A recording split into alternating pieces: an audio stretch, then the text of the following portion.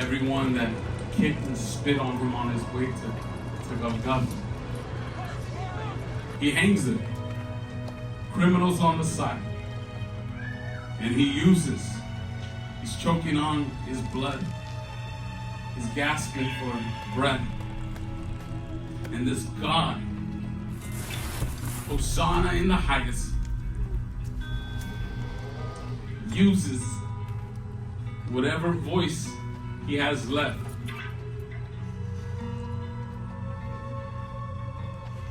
And they ask him, "Are you the Christ?"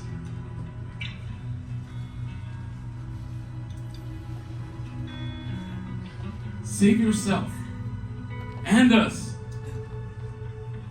But sometimes when God don't do or answer what we want, we make a decision what to do with him. Verse 40 in Luke says, "But the other rebuked him."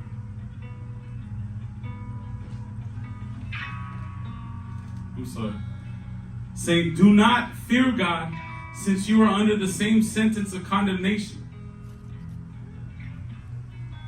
He said, we're receiving what's due for us.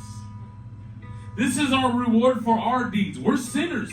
We deserve this cross. But this man, he's done nothing wrong. While the other one said, "Save yourself. Save us if you're God." The other one said, "He's done nothing wrong. And he's here with me and you. There's something about this man, Jesus." Remember, they just asked him, "Are you the Christ?" So the man who said he's done nothing wrong asked him one more question before I make my decision and what to do with Jesus. And he said, "Jesus, will you remember me in your kingdom? When you go into your kingdom, will you remember me? Me, the criminal. Me, the sinner. And every time that I turn my back on you, every time I heard them preach your name, and I blew it off like that's just some church folk, will you remember me in your kingdom?"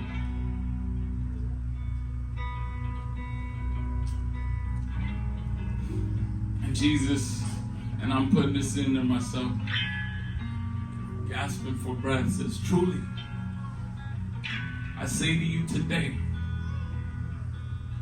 that you will be with me in paradise,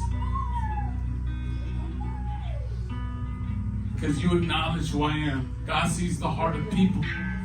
So Jesus acknowledged in that moment that he believed Jesus for who he was. And in that moment,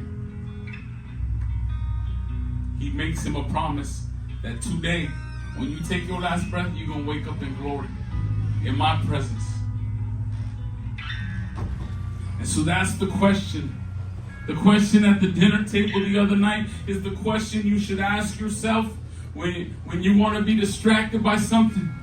You're in a car ride, ponder on that. Who is Jesus? And what shall I do with him? What am I doing with Jesus? Because I know what I say, what I say he is. I know what I say he is to me. But do I live like that? Do I love like that? Do I forgive like that?